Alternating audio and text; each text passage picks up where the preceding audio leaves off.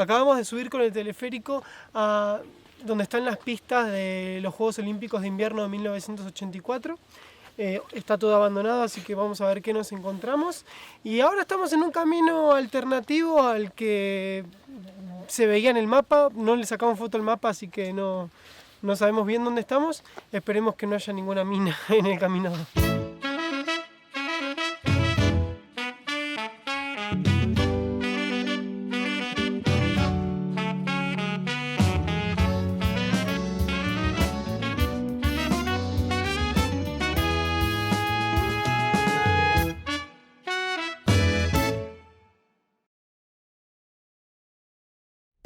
Caminar por Sarajevo es un hermoso e inspirador choque constante de culturas. Durante siglos consiguió albergar diferentes etnias y religiones de manera pacífica. Musulmanes bosnios, ortodoxos serbios, católicos croatas, judíos sefardistas, romaníes entre sus principales, supieron convivir juntos para llevar a la ciudad hacia su máximo esplendor. Y hoy, a más de 2 décadas de finalizada la guerra, sus ciudadanos siguen trabajando para volver a ser ese gran ejemplo de comunidad multiétnica. Tal es así que en pocos metros puedes encontrarte mezquitas, iglesias cristianas, ortodoxas y una sinagoga conviviendo con edificios de la época otomana, austrohúngara, socialista y actual, en un collage único e incomparable.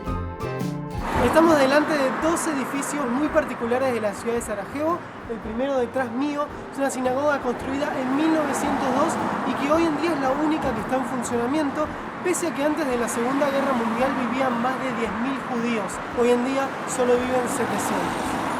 Y si la cámara me acompaña, de este lado tenemos para muchos de los locales, el edificio más feo de toda la ciudad. Para mí es un edificio que no es muy feo, tiene la particularidad de ser amarillo y verde. Fue creado en la época del socialismo, en 1982, con la idea de mostrar como un aire joven, preparándose para lo que iban a ser los Juegos Olímpicos, para toda la gente que iban a recibir en los Juegos Olímpicos de 1984.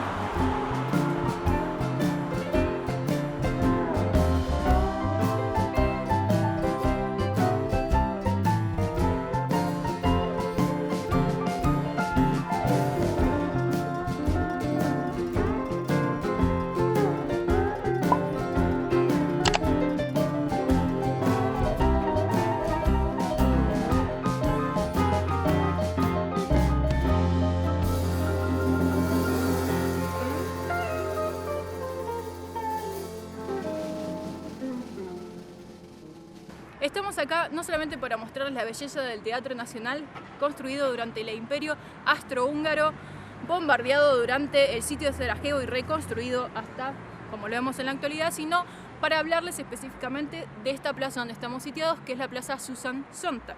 ¿Quién era Susan Sontag?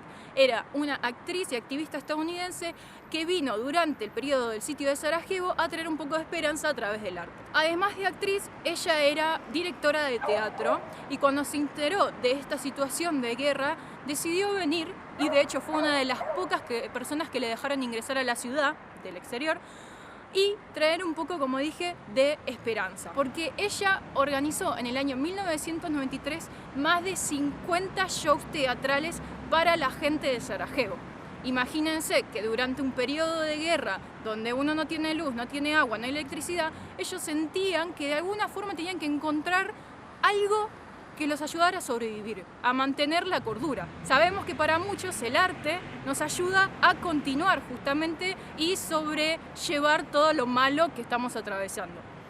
Ella, Susan Sontag, sabía de esto y es que por eso que convocó a varios artistas. De hecho, en las obras de teatro, a veces para un solo personaje se usaban 3 personas, 3 artistas para interpretar al mismo personaje, justamente para darle a más personas la oportunidad de actuar y de despejar su mente, de pensar en otra cosa y dejar salir todos esos sentimientos. Todos los shows que se realizaron fueron a sala llena. Es por eso que aún después de finalizada la guerra, la gente de Sarajevo la apreciaba muchísimo. Fue tan querida y recordada por la gente de Sarajevo que cuando ella murió en el 2004, la plaza que está enfrente del Teatro Nacional fue llamada Susan Sontag.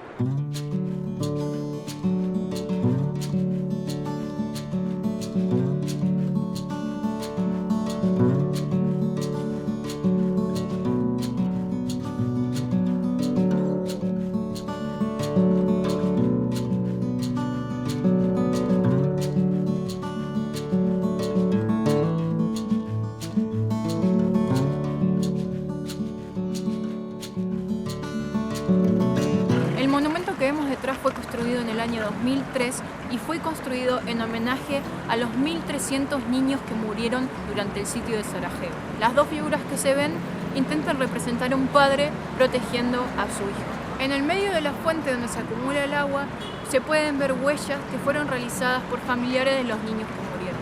Al lado de este monumento, por allá, hay otro donde están escritas gran parte de los nombres de los niños que murieron.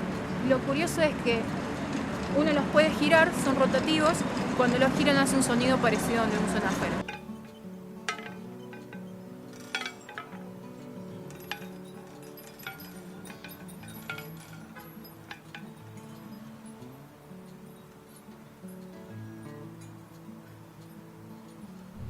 El puente latino no es el único puente que tiene una historia trágica aquí en Sarajevo.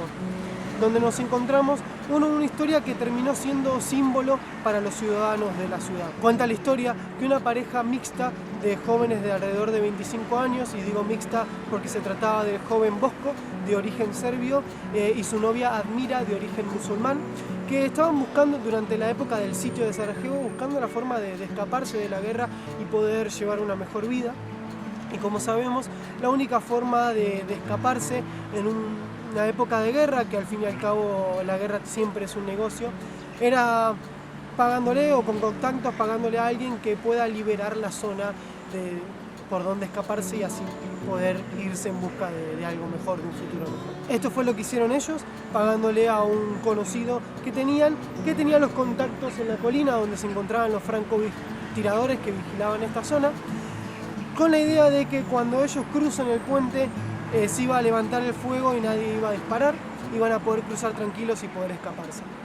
Lamentablemente esto no sucedió y cuando ellos llegaron al puente con sus mochilas listos para escaparse, comenzó el fuego. Primero le dispararon a Bosco, que murió en el acto, y luego continuó con ella, que en sus últimos segundos de vida atinó a simplemente acercarse al cuerpo de su novio ya fallecido y abrazarlo con su último respiro. Este acto de amor lo conocemos ya que hubo dos testigos que eran periodistas internacionales que estaban en la zona y les pareció muy extraño que aparezcan dos jóvenes con mochilas listos para irse en una zona vigilada por francotiradores. Entonces se quedaron presenciando toda la situación y vieron cómo ella abrazó a su novio antes de morirse, y esto era un reflejo de lo que pasaba cotidianamente, que había parejas mixtas entre serbios y bosnios pese a la guerra, ¿no? Pese a estos dos bandos que se estaban enfrentando. Es así que hoy conocemos a esta pareja como los Romeo y Julieta de Sarajevo, y el puente se lo conoce como el puente de Romeo y Julieta. Cabe resaltar también que los cuerpos de los jóvenes estuvieron 7 días en el puente, ya que era muy difícil acercarse.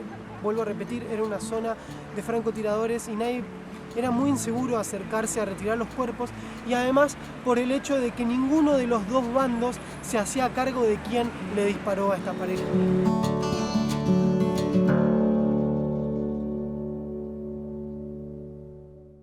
A principios de los 80, Sarajevo se estaba convirtiendo en una de las ciudades más importantes de Yugoslavia y de la región, llegando a un pico de esplendor en el 84, al ser la sede de los 14avos Juegos Olímpicos de Invierno. Los ojos del mundo estaban puestos en la ciudad y esta no defraudó. La organización fue todo un éxito y el evento tuvo un impacto muy positivo entre los habitantes. Además de fortalecer su unión, las inversiones como la ampliación del aeropuerto, las nuevas redes de transporte y la construcción de hoteles y restaurantes significaron una mejora en su calidad de vida. Sarajevo era presentada como símbolo de apertura, progreso y tolerancia en toda Europa, hasta que la guerra terminó opacando ese desarrollo. Acabamos de subir con el teleférico a donde están las pistas de los Juegos Olímpicos de Invierno de 1984. Está todo abandonado, así que vamos a ver qué nos encontramos. Y ahora estamos en un camino alternativo al que se veía en el mapa. No le sacamos foto al mapa, así que no sabemos bien dónde estamos. Esperemos que no haya ninguna mina en el camino. En vistas de los Juegos, en la ciudad también se montaron nuevas estaciones de esquí, se renovó el Estadio Nacional y se construyeron pistas de bobsled y luge en la montaña Trebević, entre otras obras. Como te contamos en el video anterior, gran parte de la ciudad quedó destruida durante el sitio de Sarajevo y las instalaciones olímpicas no fueron la excepción. En esta y otras montañas se plantaron minas antipersona e incluso estas pistas de bobsled fueron utilizadas como trincheras y posición de artillería del bando serbio. Al terminar la guerra, las autoridades de Bosnia y Herzegovina llevaron a cabo la reconstrucción del Estadio Nacional, del pabellón Cetra y de las principales pistas de esquí. Pero no sucedió lo mismo con los trampolines y la pista de bobsled, cuya remodelación ha sido pospuesta por falta de dinero. Hoy son un contrapunto perfecto, un símbolo que marca el paso del tiempo en una ciudad que supo ver la gloria, que tocó su punto más bajo y que hace años busca llenarse nuevamente de color y de vida de la mano de los mismos jóvenes que llenan de grafitis estas frías paredes del pasado.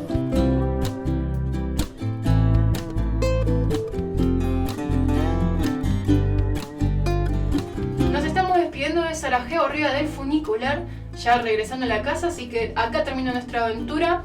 Con ganas, obviamente, como siempre, de volver porque realmente nos encantó. Espero que les haya gustado tanto como a nosotros. Gracias por mirar el video y no se olviden de darle like, comentar o compartir con aquellos que les interese. Y también síganos en Facebook, en Instagram y en Instagram Stories vamos subiendo lo que vamos haciendo día a día. Así que si quieren saber bien por dónde estamos, también búsquenos.